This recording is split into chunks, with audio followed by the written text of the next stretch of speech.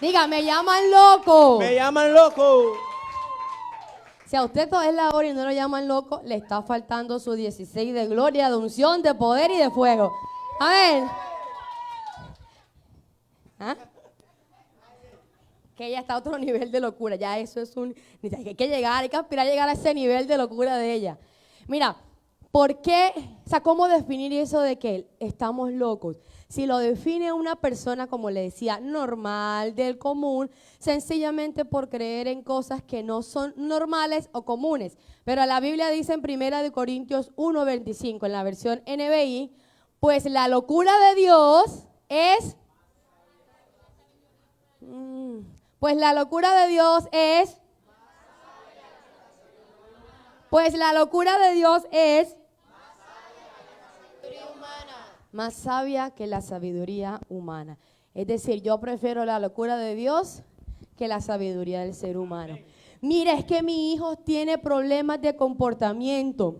Si bien yo no estoy en contra de la psicología, amo esa profesión y de hecho en algún tiempo quise ser psicóloga y todavía me gusta la profesión, dice la Biblia, pues la locura de Dios es más sabia que la sabiduría humana. Perfecto, vayamos a estos profesionales de la salud, que no digo que no los recomiendo, le repito, me encanta esta profesión, pero la locura de Dios es más sabia que la sabiduría humana. Es que yo tengo un amigo que es economista y yo tengo problemas económicos, voy a ir a preguntarle. Perfecto, para eso todas las personas estudian una carrera y tienen una formación en dicho área. Pero ¿qué dice la Biblia? La locura de Dios es más sabia que la sabiduría humana. Estamos buscando sabiduría, la locura de Dios es más sabia que la sabiduría humana. Es que yo veo que hay una pareja amigos míos, y criaron muy bien a sus hijos, y de verdad son niños obedientes, juiciosos. Voy a preguntarles cómo hicieron. Está perfecto, es muy bueno escuchar las experiencias de otras personas, pero ¿qué dice la Biblia? La locura de Dios es más sabia que la sabiduría humana. Oiga, pero vamos a ponernos de acuerdo, vamos a ver. ¿Qué dice la Biblia? La locura de Dios es más sabia que la sabiduría humana. ¿El ser humano le puede aconsejar? Sí. Y de verdad hay personas que tienen ese don de Dios de aconsejar muy bien, de dar muy buenos consejos, pero yo me quedo con la locura de Dios. Bien, el ser humano me aconsejó, perfecto, pero vamos a la locura de Dios. Vamos a ver qué nos dice Dios. ¿Y por qué locura? Porque es que no es el mismo pensamiento ni es el mismo actuar del común de la gente. Amén. Por ejemplo, estoy enferma de gravedad.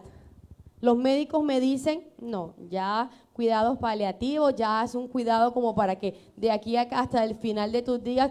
¿Qué me dice Dios? Dios puede sanar y Dios puede resucitar. Eso es locura, porque es que humanamente no se puede. Amén. Amén. Humanamente nadie puede resucitar, nadie. Y hace poco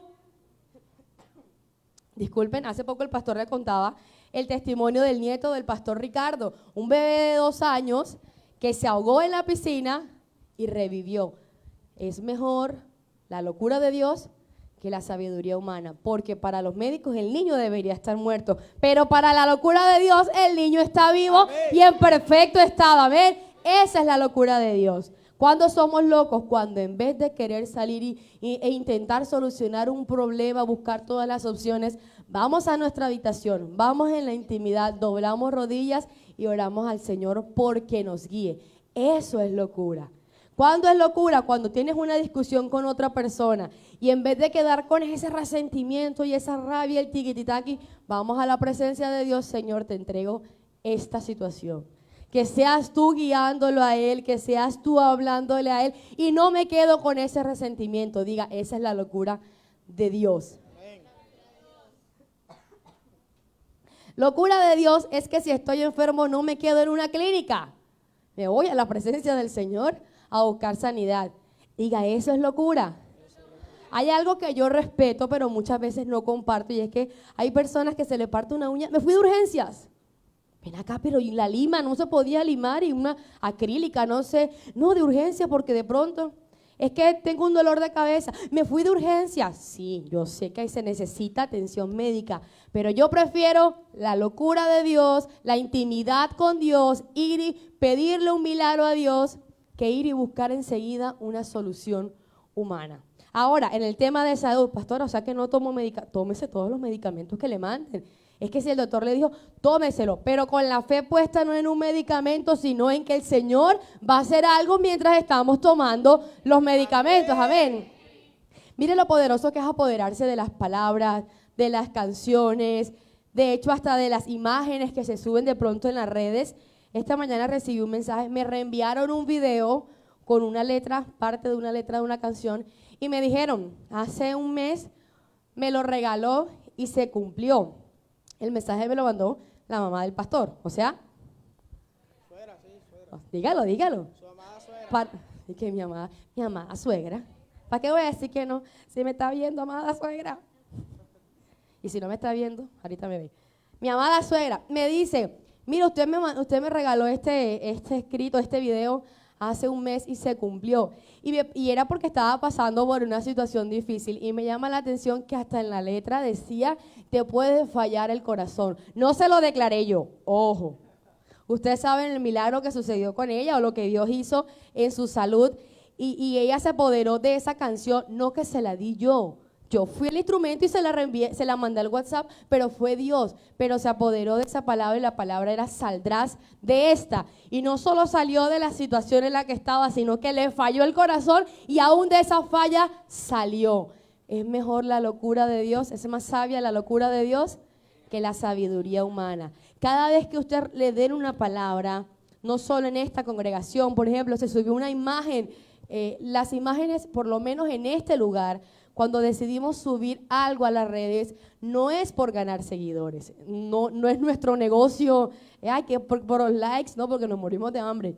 Es sencillamente porque Dios regaló una palabra, porque Dios fue el que nos dio la palabra y por eso la subimos. Apodérese, que hasta apoderarse de la palabra a través de una imagen se activan milagros. Y me llamó la atención lo que sucedió con ella. Yo decía, ahí comprueba usted que el video o la canción no fue un mensaje mío. Sencillamente mi WhatsApp fue el instrumento, pero el mensaje era directamente de Dios que le estaba diciendo, saldrás de esta. Por eso prefiero la locura de Dios que la sabiduría humana. Es que no sé qué más hacer con esta situación. Doble rodillas, busque a Dios en la intimidad y eso es más efectivo que cualquier consejo humano. Es que llegó el momento de que lo que somos locos, hijos de Dios, dejemos esa actitud normal del recibir, de que siempre me den a mí, de que siempre me regale y empecemos a activar la locura de Dios, de que yo soy el que voy a dar, de que yo soy el que voy a regalar. Es que Dios quiere bendecirnos económicamente tanto, no para que usted y yo tengamos mucho, sino para que usted y yo podamos ofrendar a otros bastante. Cuando entendemos este secreto de la bendición económica de Dios, Dios empieza a soltar bendiciones. Cuando entendamos que estamos hechos, fuimos creados para dar y no para pedir, Dios empieza a activar bendiciones. Cuando entendamos que yo no tengo que estar con las manos estiradas, y si le regalan, recíbalo. No digo que no, pero mi comportamiento no puede ser siempre el de las manos estiradas para recibir, sino el de las manos estiradas para dar, para sembrar, para ofrendar. Eso es locura de Dios y eso es lo que el común de la gente no entiende.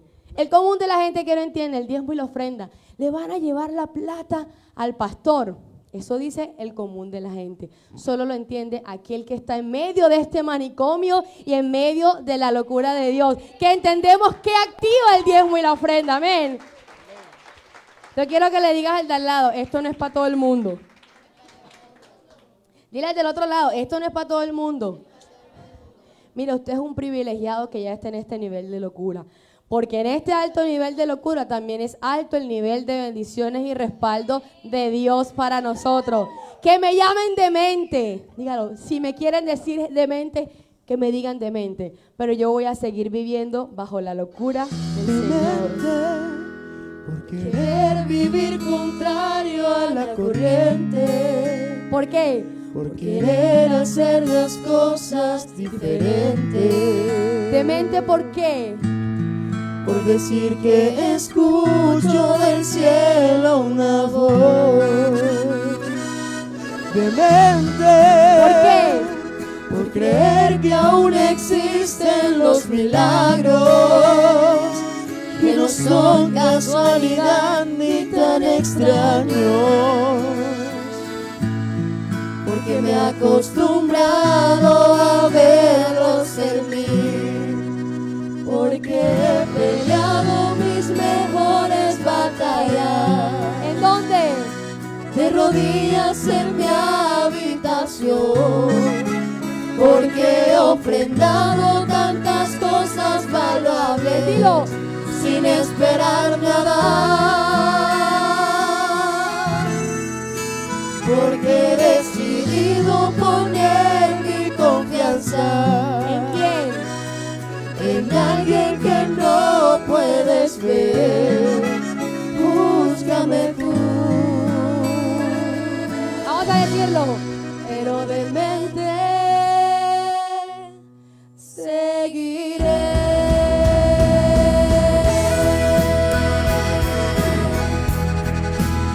Soy una demente por creer en el perdón a toda cuesta.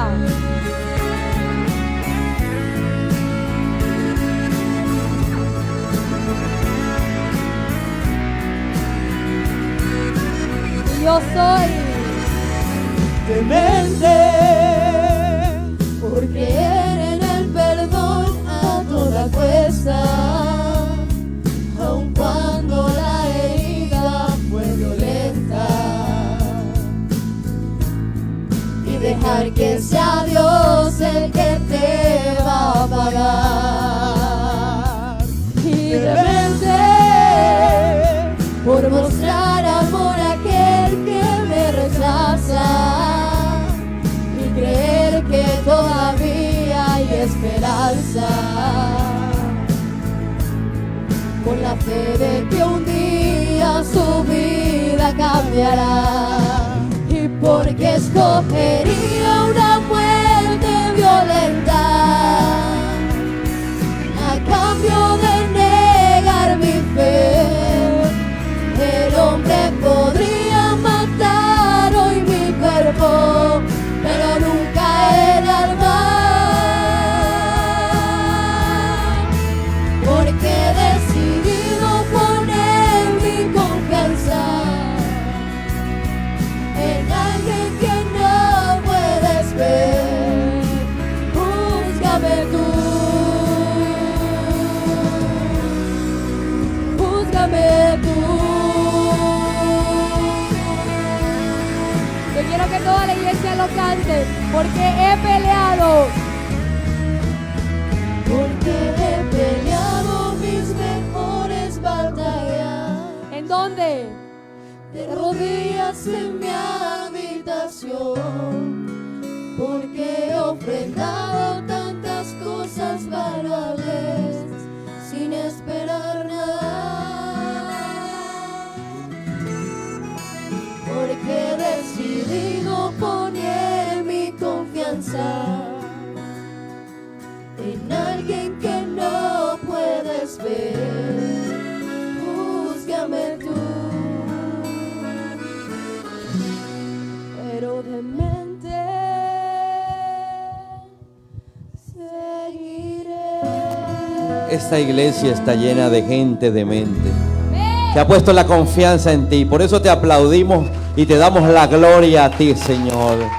Dementes nos pueden llamar, pero preferimos que nos digan dementes, locos, a razonar y morirnos frustrados en medio de lo que la gente dice, de lo que la situación dice, y no creyéndote a ti, porque lo que tú dices es más poderoso, Señor. En el nombre de Jesús, y la iglesia dice amén, amén, amén y amén.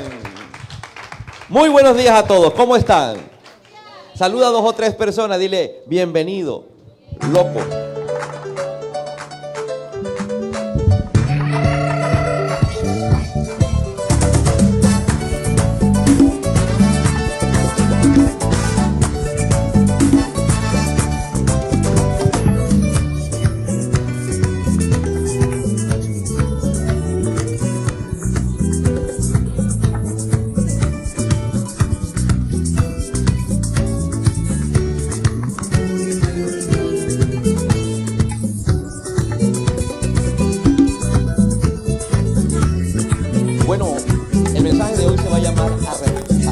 arrepintiéndonos. Diga conmigo, arrepintiéndonos.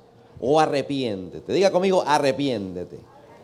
Cuando hablamos de esa palabra, arrepiéntete, enseguida nuestra mente se conecta a esas predicaciones como de rejo, como de la calle, como que uno va pasando y le van diciendo, arrepiéntete, pecador. Pero así quiero titularla, arrepiéntate, porque Dios quiere traer en nosotros un arrepentimiento genuino con la finalidad de poder soltar una gran cantidad de bendiciones que tiene listas para nosotros. ¿Cuántos quieren bendiciones? ¿Cuántos necesitan de bendiciones? Bueno, el mensaje que hoy te voy a hablar es la continuación de la serie La Corte Celestial. Hemos hablado de que hay una corte celestial en donde el juez supremo es Dios, el Dios Padre, nuestro Dios, del cual somos hijos. Entonces usted tiene un padre que es un juez. La Biblia dice que es un juez justo. Alguien que diga justo. Si usted quiere saber más de este tema, puede escuchar el mensaje del jueves o del domingo pasado, los cuales estuvimos hablando acerca de la corte celestial. Voy a resumir para de pronto el que vino a este mensaje y no ha escuchado los demás, pueda entender hacia dónde vamos. Una corte celestial es lo mismo que una corte aquí en la tierra, donde hay un juez, pero allá el juez es Dios Padre, un juez justo, donde hay un abogado con el cual tú te presentas, y dice la primera carta del apóstol Juan, capítulo 2, que nosotros si pecamos tenemos abogado, se llama Jesucristo, que Él es justo. ¿Cuántos necesitan a Jesús como abogado? También dicen que hay un fiscal acusador, que es nuestro adversario, que es nuestro enemigo, que es el que nos acusa de día y de noche en esa corte celestial. Su nombre es Satanás. Dice que él busca pruebas legales. Todo lo que se hace en este mundo es legal. Alguno me dirá, pastor, ¿cómo puede ser legal un accidente que sufrió alguna persona? Mira, todo es legal. Usted no ve que cuando se incendia, hay un incendio, inmediatamente hay otros incendios seguidos. Mira que creo que ayer o antes de ayer robaron un banco y a la misma 2 horas robaron otro. Todo es legal, porque el enemigo busca la manera de ir a la corte acusando a alguien para que le puedan dar la autorización de llegar ¿a qué? A hacer su función. ¿Cuál es la función del diablo? Robar, matar y destruir. Diga conmigo, robar, matar y destruir. Esa es la función de Satanás. Acabar hogares, acabar economías, acabar gente soñadora, destruir lo que tú piensas, lo que tú sueñas, destruir o dañar tu salud, dañar tu empresa o dañar tu empleo. Cualquiera de estas cosas las hace Satanás, pero las hace con permiso legal. Permiso legal que encuentra cuando tú y yo o nuestra familia peca. El pecado es como si firmáramos una carta en blanco a Satanás, donde con eso es suficiente para demandarnos. ¿Por qué? Porque hay un derecho legal sobre nosotros, los hijos de Dios, sobre los cuales fuimos limpiados con la sangre del Cordero, los cuales nos arrepentimos de nuestros pecados. Hay un derecho legal de que tenemos que recibir no solamente la vida eterna, sino vida abundante aquí en la tierra. Y la vida abundante consta de muchas cosas: económica, familiar, emocional, salud, relaciones. Esa es la vida en abundancia que habla el Señor. Pero entonces, pastor, ¿qué pasa? Que yo soy un hijo de Dios, redimido por la sangre de Cristo, camino con el Señor, y yo no he visto nada de lo que usted está mencionando. No he podido ver la gloria de Dios sobre mi vida y mis finanzas.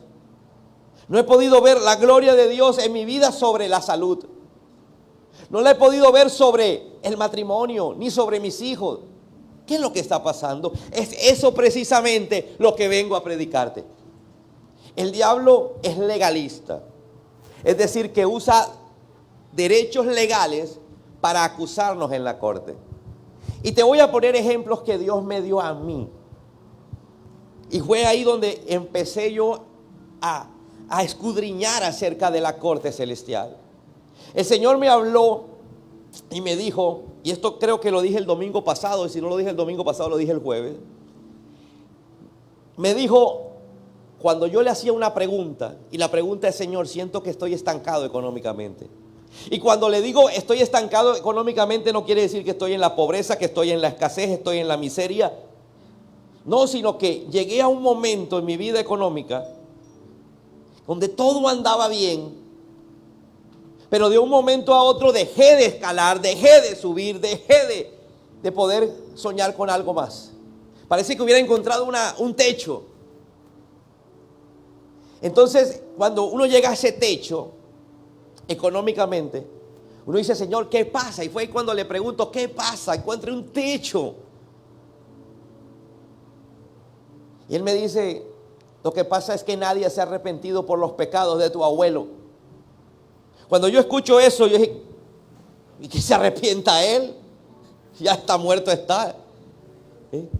Y es cuando el Espíritu Santo me empieza a revelar que a través de imágenes, de visiones que venían a mi mente, que mis dos abuelos, tanto el parte de mamá como por parte de papá, murieron en la escasez. Y yo le decía: sí, yo los conocí en la escasez. Él me dijo: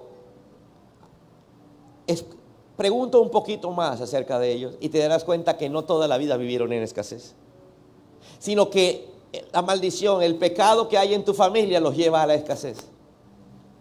Y resulta que un día me encuentro con que mi abuelo por parte paterno fue un terrateniente, el terrateniente más grande del Magdalena Medio. Hasta en los libros de historia, encontré en un libro de historia y yo leía a Ismael Galindo. Oye, ¿este quién es? Este es mi abuelo, y la foto de mi abuelo. Y decía: pero yo lo conocí pobre. Estamos hablando de 50, 60 años atrás, cuando ni guerrilla existía. Él era el dueño del Magdalena Medio, él era el terrateniente. ¿Y cómo alguien con tanta cantidad de tierra, de animales, de fincas, pudo terminar en la escasez? Por el otro lado, el Señor me muestra y me dice: mira tu abuelo. Y me acordé de mi abuelo por parte de mamá. La imagen que tengo siempre es el abuelo que iba, y como era tan agraciado, entonces alguien le ayudaba. Llegaba el abuelo: abuelo, mira. Pero no es justo que alguien que trabajó toda la vida, que inclusive es pensionado, tenga que recibir favores o limosnas de alguna otra persona. Decía yo al Señor. Pero él me decía: es que, Germán, tú no me has pedido perdón por los pecados de él. Yo le dije: Señor, pero ¿por qué si él no se lo pidió en vida? Porque es que el que me estás preguntando por qué no prosperas económicamente eres tú. Y te estoy mostrando algunas causas por las cuales tú tuviste un techo económico. Y cuando uno llega a un techo, escúchame, aunque esté ganando, y le estoy diciendo, de pronto algunos que no saben, yo trabajo en lo secular. Yo soy gerente de una compañía. Pero mi vida económica llegó a un techo, un límite, de ahí no paso. Y yo fui el que le pregunté a Dios, y Dios es el que me responde, me dice: Germán, toda tu familia tiene una maldición económica. Toda tu familia, si no, mírate más atrás. Yo le decía: Señor, pero no entiendo. No entiendo, porque yo le decía: ¿yo qué culpa tengo? Pregúntale al que está a tu lado: oye, ¿yo qué culpa tengo? ¿Tú te has preguntado eso? Que Dios te hable algo que no es tuyo y tú le digas: pero ¿yo qué culpa? Y es cuando me hace entender lo de las maldiciones generacionales. Es cuando me hace entender que yo vivo la consecuencia de lo que vivieron mis ancestros 4 generaciones atrás. Es decir, lo que mis padres, las malas, buenas decisiones de mis padres, las buenas o malas decisiones de mis abuelos, de mis bisabuelos y mis tatarabuelos. Gente que usted ni yo tal vez conocieron. Esa 4ª generación yo no tengo ni idea, no sé ni cómo se llaman. De esa 3ª generación atrás, yo solamente conocía a una abuela por parte de mi mamá. Los demás de pronto tú los has visto en fotos y algunos de eso. Pero en todo eso, Dios empieza a confrontar mi vida y me dice, y me trae a mi mente cosas que yo escuché cuando pequeño, de que mi abuelo por parte, el papá de mi abuelo, por parte de mamá, era brujo y que había tenido mucho dinero. Y yo le dije, ¿y a mí qué? Es que todas esas consecuencias caen sobre ti. Son maldiciones. Son pecados que nadie ha confesado. Y fue cuando entendí que si yo confieso el pecado de alguien que fue mi familia, no es que ellos se van para el cielo porque sus pecados les sean perdonados. No tiene que ver con eso. Porque la salvación es propia. Yo no puedo arrepentirme para que el otro se vaya al cielo e inclusive ya está muerto, peor todavía. No tiene ningún efecto sobre esa persona. El efecto es sobre mí. Porque como nadie le pidió a Dios perdón por ese pecado, entonces la maldición sigue llegando a las generaciones futuras. Generaciones que tal vez en tu familia son divorcios. Todo el mundo se divorcia. O todo el mundo, mujeres que se quedan solas. O empezamos a ver hacia atrás hombres que tienen 2, 3, 4 mujeres. Es que todos en la familia son así. ¿Cómo cortar la maldición para tus hijos? ¿Cómo cortar la maldición para tus nietos? Solamente pidiendo perdón por cada una de esas personas. Porque el pecado agrede a Dios. El pecado ofende a Dios. Y yo le decía, Señor, ¿y de qué manera hacemos esto? Y es cuando me ha ido mostrando lo que les he predicado el domingo, lo que les prediqué el jueves y lo que te traigo hoy. Hebreos capítulo 10, versículo 17 al 18. Después dice, nunca más me acordaré de sus pecados y sus transgresiones. Diga conmigo, nunca más. Cuando yo leo esto, le hago una pregunta a Dios. Dios, ahí dice nunca más.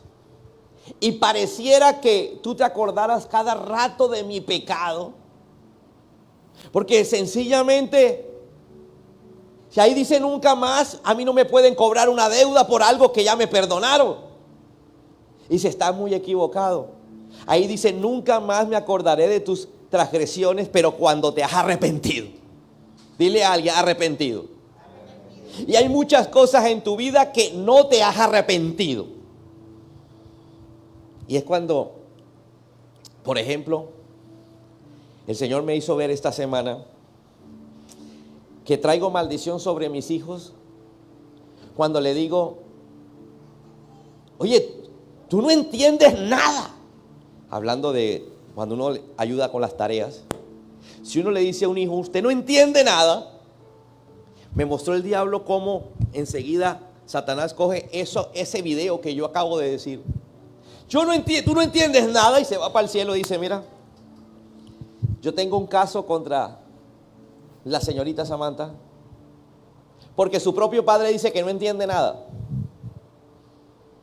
Entonces exijo que no entienda nada, de nada. Esto es un derecho legal que yo como padre, como autoridad, estoy dándole a Satanás. Y es ahí cuando los hijos empiezan a ser culpables, o más bien culpables no, a ser víctimas de nuestras propias palabras, de nuestras propias actos. De decirle, por ejemplo, a un hijo, bueno para nada. O recientemente le dije a Maximiliano, te estás comportando como un niño malo.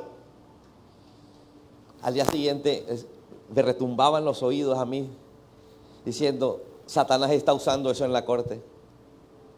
Porque está diciendo, mira, el papá piensa que es malo. Y parece mentira, pero parece inocente lo que estoy diciendo. Le estoy diciendo, pareces un niño malo por la forma como está actuando, desobediente. Pero yo lo que le debería decir es, compórtate, tú eres un buen niño, tú eres un hijo de Dios. Pero no, en nuestra boca siempre sale ese vocabulario que marca a nuestras generaciones futuras. ¿Cuántos de nosotros no somos producto de lo que algún padre o alguna madre o algún abuelo dijo? ¿Habrá alguien aquí que de pronto le dijo alguien en su casa, eres igualita a tu tía. Y efectivamente saliste igualita a tu tía. Es decir, no te funciona ninguna relación, vives amargada. ¿Me estás entendiendo?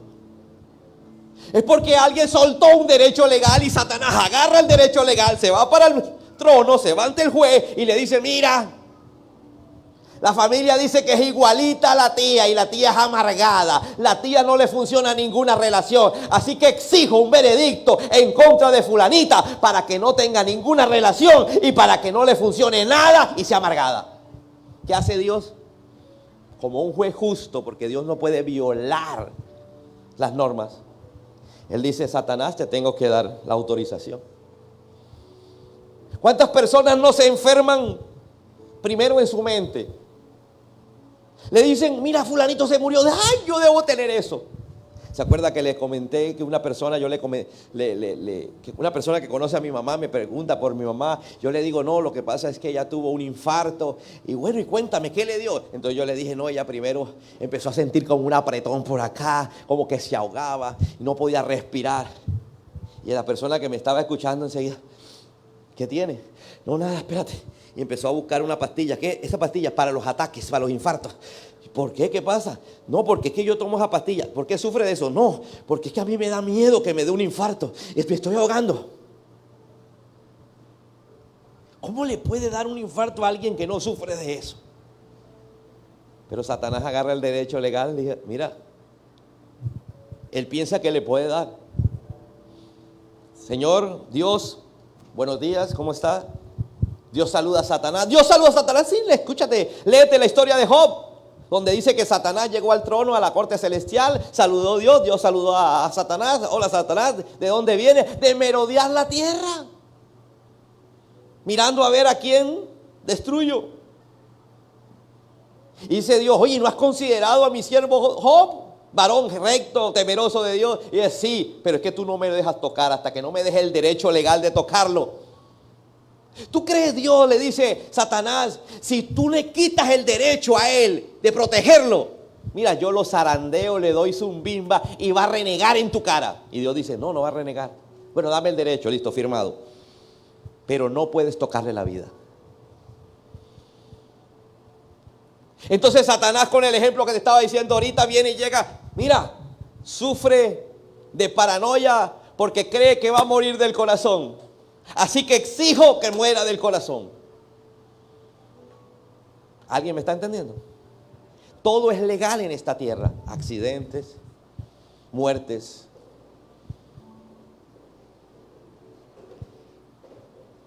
Abortos, niños que antes de nacer mueren. No, el niño no tuvo la culpa. De seguro que no tuvo la culpa. Papá o mamá sí pudieron tener la culpa.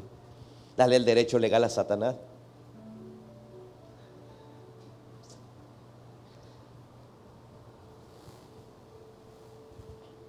Entonces cuando dice la palabra que Él no se acordará de nada, diga conmigo, no se acordará de nada. Es porque una vez yo me arrepienta de eso, Dios no se acuerda de nada. Pero el problema es que yo no me arrepiento de todo. Dígale que está a tu lado, arrepiéntete de todo. Los cristianos nos arrepentimos del adulterio, nos arrepentimos, ya no matamos, ya no robamos, ya no fumamos.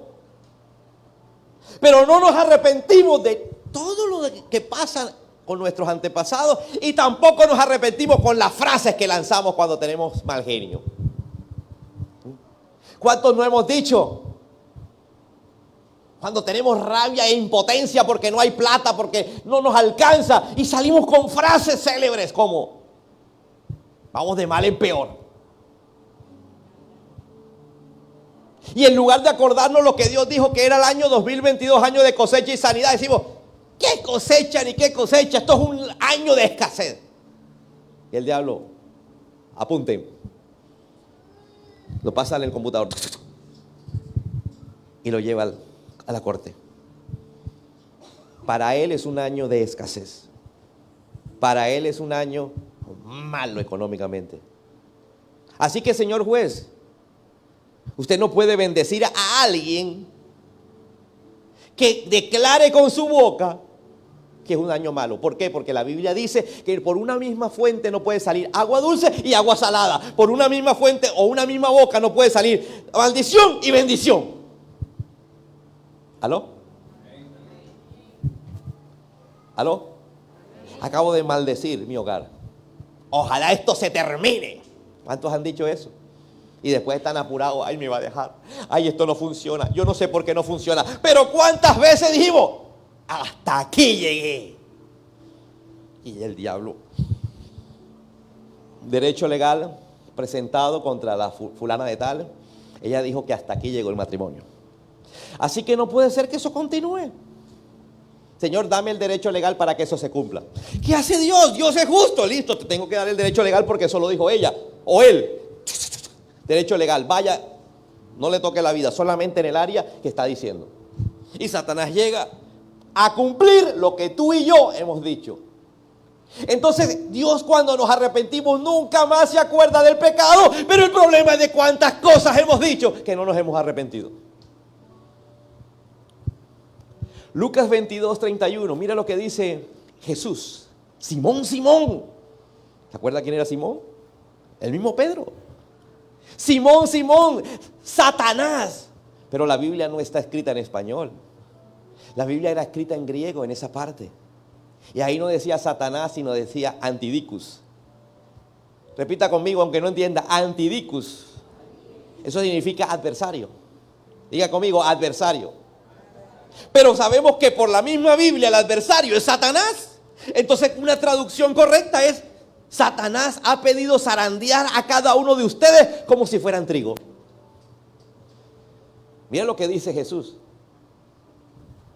Simón, Satanás ha pedido zarandear. Es decir, que Satanás no puede hacer nada en contra tuya, en contra mía, sin antes haberlo pedido en una corte. Ha pedido zarandearlos a ustedes, es decir, a los 12 o a los 11, porque quedaban 11. Cada uno como si fuera trigo. ¿Alguno ha visto cómo se zarandea el trigo? Se mete en una canasta. O primero que todo, antes de explicarlo del trigo, ¿alguno ha hecho limpieza al café? ¿Se acuerda que le pone como una bolsita, como una media velada? ¿Sí? ¿Para qué? Para que solamente pase lo que sirve y las impurezas quedan arriba. Zarandear el trigo es igual, simplemente que en una proporción mayor.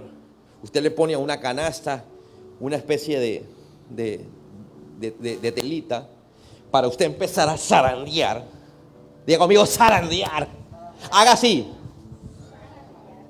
Pero zarandeo, el zarandeo dice el diccionario que es algo fuerte. A ver, hágalo. Al menos para que no se duerma, hágalo. El que está dormido dice, amén. No estamos diciendo que zarandemos. A ver, allá en casa, antes que bostece, antes que conteste otro WhatsApp. Porque en lugar de estar prestando atención, estás buscando un WhatsApp. Diga así, zarandeo. Y cuando zarandea, entonces solamente pasa lo que sirve y las impurezas quedan arriba. Entonces, escúchame lo que hace Satanás. Pidió a los discípulos para zarandearlos, pero con un derecho legal. Fue y los pidió. Y encontró el derecho legal. Y se lo dieron. Listo, zarandéalos. Pero Dios, ¿por qué permite que te zarandeen? Escúchame lo que te vengo a decir. Porque Dios aprovecha lo que el diablo está haciendo contigo para quitarte las impurezas. Porque cuando te están zarandeando, lo único que queda de ti es la fe que hay en ti. ¿Alguien me entiende? Todo lo que no sirve se va saliendo porque el diablo te está zarandeando. ¿Por qué Dios le dio el derecho legal al diablo para que zarandeara a Job? ¿Te acuerdas que le quitó todo? Las casas, las fincas, los hijos, menos lo que debía quitarle, que era la mujer. La mujer le dijo, maldice a tu Dios y muérete.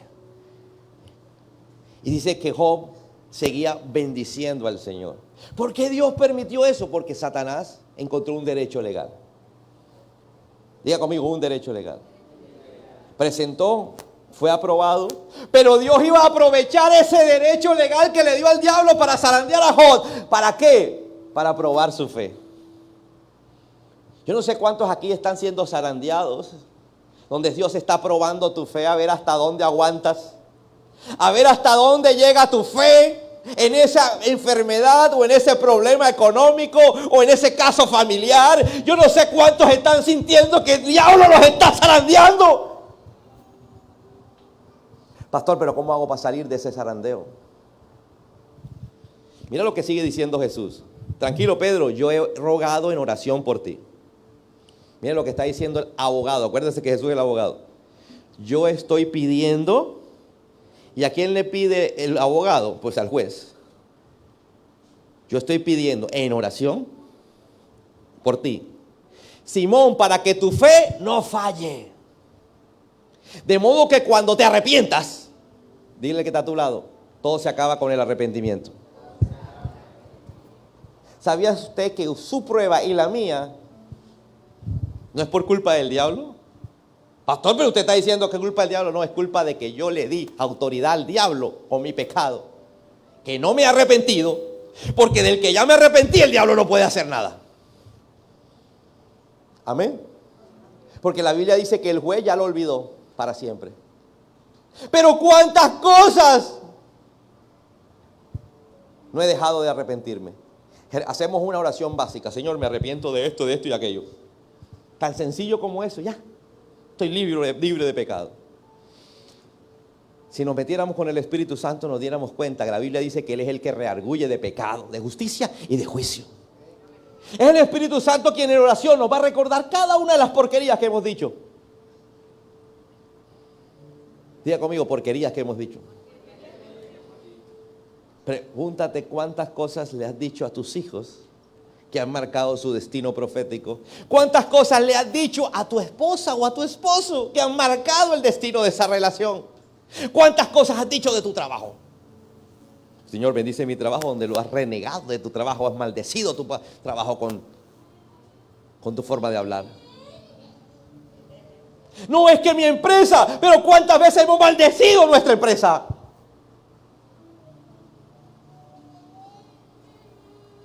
Queremos que los niños se comporten, pero resulta que cuántas veces lo hemos maldecido con dichos.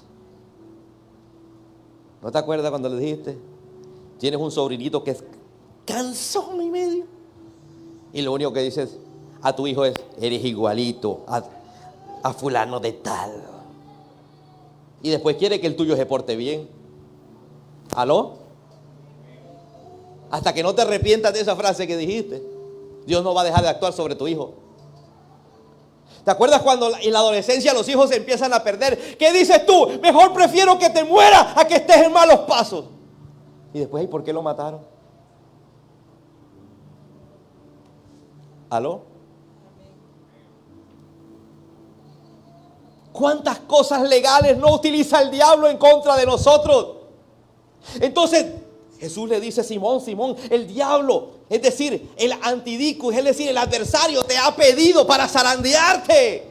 Pero tranquilo, yo voy a orar por ti para que no caigas en la fe, para que en medio de tu problema tú sigas. Pero cuando te arrepientas y vuelvas a mí, diga conmigo, la forma de volver a Él es arrepintiéndonos. ¿Aló? ¿Aló? De modo que cuando te arrepientas, escúcheme lo que te voy a decir. Algo que se me acaba de venir a la cabeza. No entiendo por qué no funciona la relación. ¿Cuántas cosas, voy a decirlo con este término que me pone el Señor ¿cuántas porquerías no hiciste con tu novia anterior? Ahora que tienes una relación te afecta. ¿Por qué? Porque no te arrepentiste de aquellas cosas. Porque nosotros nos arrepentimos es cuando llegamos a Cristo y decimos: ay, Señor, perdona mi pecado, y creemos que el pecado es el de ayer. ¿Y los de antier? ¿Y los de hace 10 años? ¿Y los cuando eras adolescente? ¿Y los de tu abuelo, los de tu papá? Pastor, pero se necesitaría mucho tiempo. ¿No se supone que oramos todas las noches? ¿No se supone que en la presencia de Dios nos va revelando? No es tan difícil, me decía el Señor a mí, no es tan difícil, simplemente que ignorábamos lo que estaba pasando. Entonces le dice Jesús a Pedro, pero cuando te arrepientas y vuelvas a mí, fortalezcas a tus hermanos. Es decir, que el plan de Dios es permitir, cuando tú le das el derecho legal al diablo, porque tú eres el que da el derecho legal, el diablo simplemente va allá para recibir el permiso del juez y el diablo te ataca, y cuando te zarandea, tú tienes que permanecer en fe. Pero cuando tú permaneces en fe y te arrepientes y vuelves, entonces servirás de ejemplo para los demás hermanos. Por eso Dios lo permite, porque tendrás un testimonio que contar. Aló. Ay, mi hermana, dirá alguna, yo sin ese hombre que me dejó por otra me muero.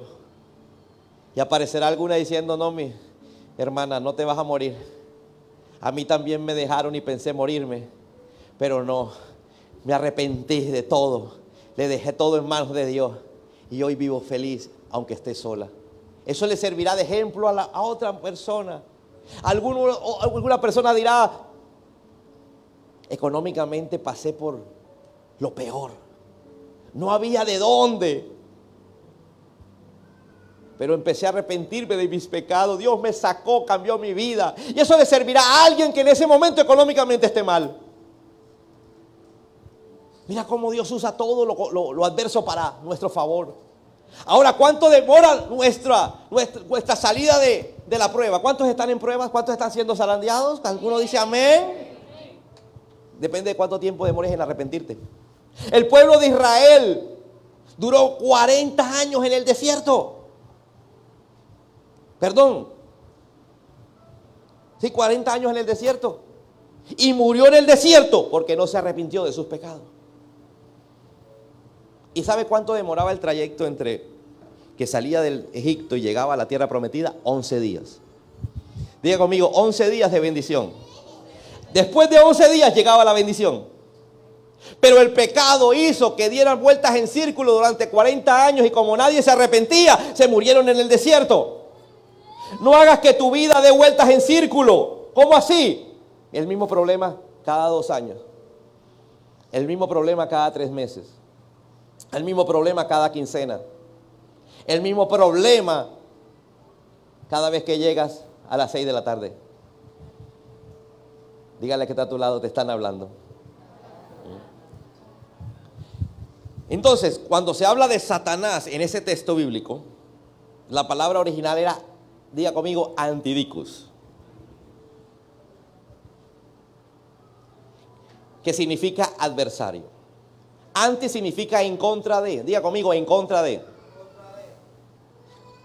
La gente decía, yo soy antipetrista. El otro antiuribista. Estaba en contra de. Y dicus significa derechos. Eso quiere decir que esa palabra adversario en griego significa en contra de tus derechos. Diga conmigo, tengo derechos. ¿Cuántos aquí tienen derechos? Dile que está a tu lado, tienes derecho, pero menos a dormirte. Hay unos que están dormidos. El diablo no está interesado en que escuches esto, porque vas a mandar a freír espárragos al diablo cuando escuches esto. El diablo está en contra de tus derechos. Ojo, diga conmigo, en contra de mis derechos. Adversario significa en contra de tus derechos o el que demanda en la corte para que no tengas derecho a. No, él no tiene derecho a ser sano. ¿Te ha pasado? ¿Eres cristiano? Es que no tienes derecho a salir adelante económicamente. ¿Pero cómo si ya soy lavado por la sangre de Cristo? Es que no tienes derecho a ser feliz en el matrimonio. ¿Pero por qué si Cristo me redimió? Mira lo que dice Marcos capítulo 13. Marcos habla de un relato de lo que Jesús le cuenta a los discípulos. Jesús le dice a los discípulos, cuando los arresten y los sometan a juicio, no se preocupen de antemano por lo que van a decir. Solo hablen lo que Dios le diga en ese momento. Porque no serán ustedes los que hablen, sino el Espíritu Santo. Este pasaje me muestra cómo eran los juicios en ese tiempo. ¿Por qué? Porque yo me ubiqué inicialmente en los juicios de este tiempo. Yo decía, en este tiempo, el reo, el condenado, el acusado, no lo dejan ni hablar. El que habla todo es el abogado. Pero en el tiempo de Jesús, prácticamente el que hacía la defensa, a pesar de que algunos tenían abogado, era la misma persona. Por eso le está diciendo Jesús, si los llevan a la cárcel, y después a juicio, no se preocupen por todo lo que van a decir, más bien preocúpense porque la presencia de Dios esté ahí para que el Espíritu Santo, cuando usted abra la boca, lo guíe. Porque muchos me están diciendo, pastor, entonces ¿cómo hago una oración? ¿Cómo hago? El Señor les está diciendo, cuando vayan a juicio, y cada noche debería ir usted a un juicio, espiritualmente hablando, porque hay un juicio allá en la corte, que aunque usted no asista, está el juicio contra usted.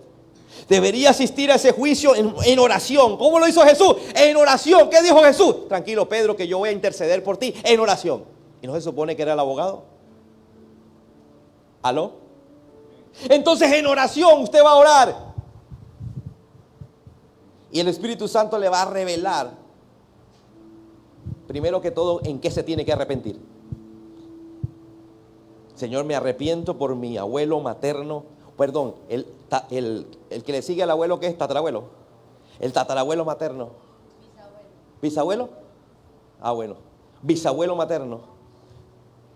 Porque practicó la brujería de un nivel importantísimo. Yo te pido perdón por sus pecados. Y yo no estoy haciendo esa oración, escúchame, porque esa oración ya la hice y la sigo haciendo. Hasta que sienta que hay un rompimiento.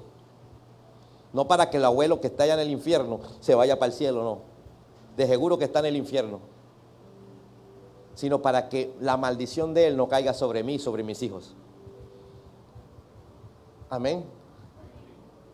Y hacer la oración y dejar que el Espíritu te guíe. Dejar que el Espíritu te muestre.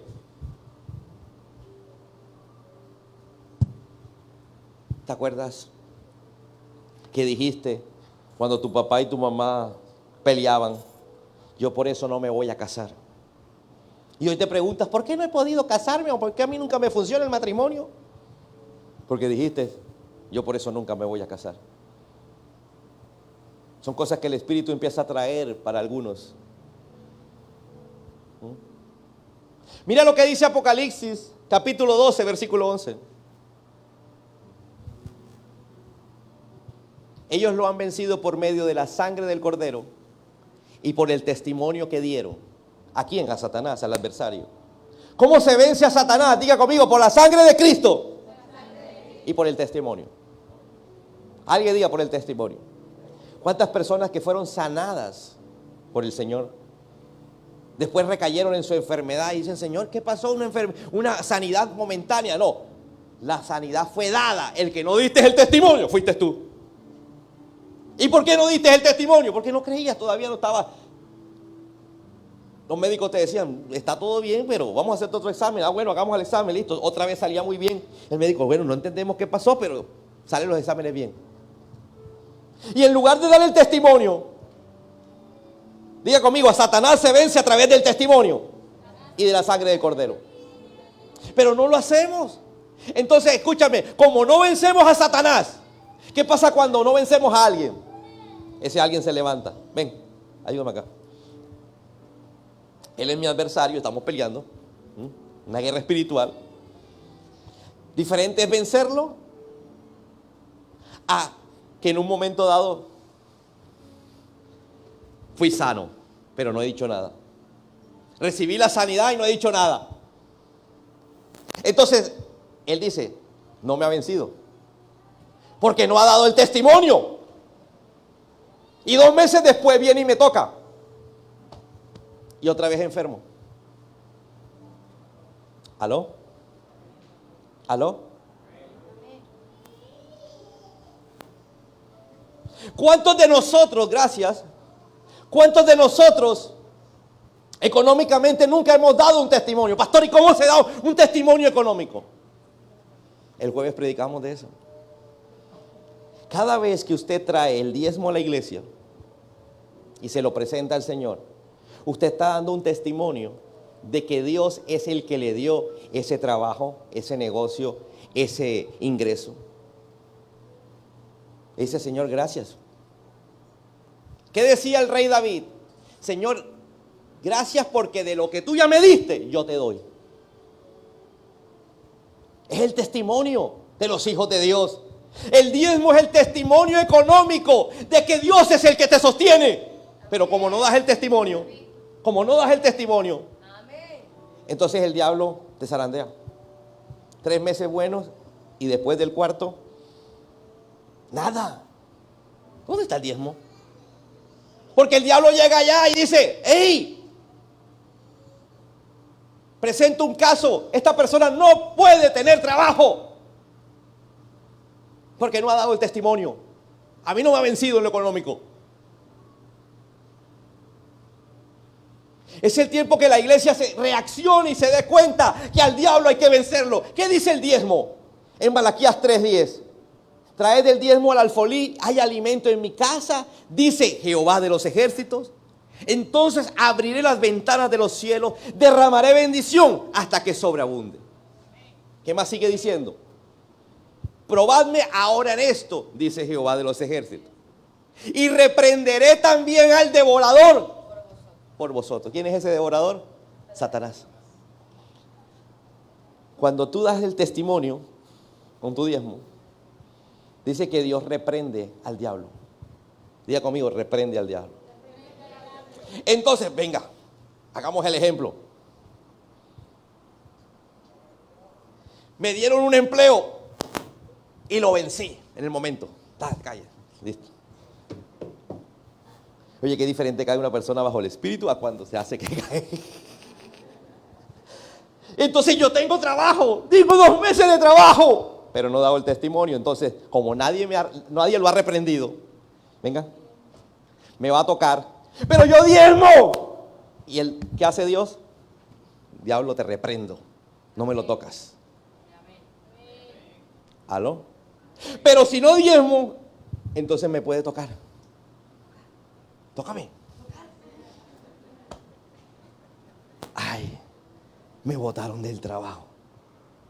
Tan feliz que estaba ahí. ¿Aló? Gracias. Fuera de aquí. ¿Cuántos han recibido la enseñanza de hoy? Si tú recibiste de tu casa, antes de que te vayas, quiero que te levantes junto con nosotros y hagamos una oración. Hagamos una oración, quiero que cierres tus ojos y que el Espíritu Santo te ponga en tu mente, en este instante, en qué te tienes que arrepentir. No trates de arrepentirte de todo, sé específico. Hay algo que el Espíritu Santo va a poner en tu mente y en la tuya. En este momento, vamos, deja que Él ponga algo en tu mente y sobre eso te vas a arrepentir. Pídele perdón al Señor por eso en específico, por ese acto en específico.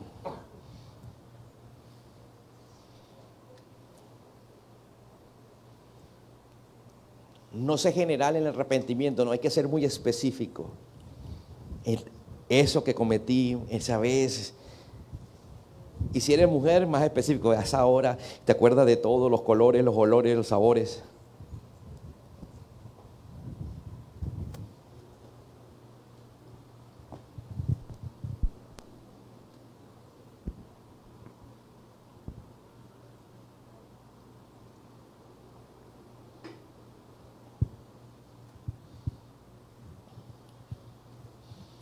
Señor, nos arrepentimos por eso que nos estás mostrando a cada uno. Porque hoy nos mostrará una cosa, en la noche nos mostrarás otra. Pero nos irás mostrando una a una las cosas que tenemos que arrepentirnos, que nosotros hayamos cometido. Y las cosas que han cometido nuestros padres, nuestros abuelos, nuestros bisabuelos. Pedimos en el nombre de Jesús que la sangre de Cristo me limpie de todo pecado.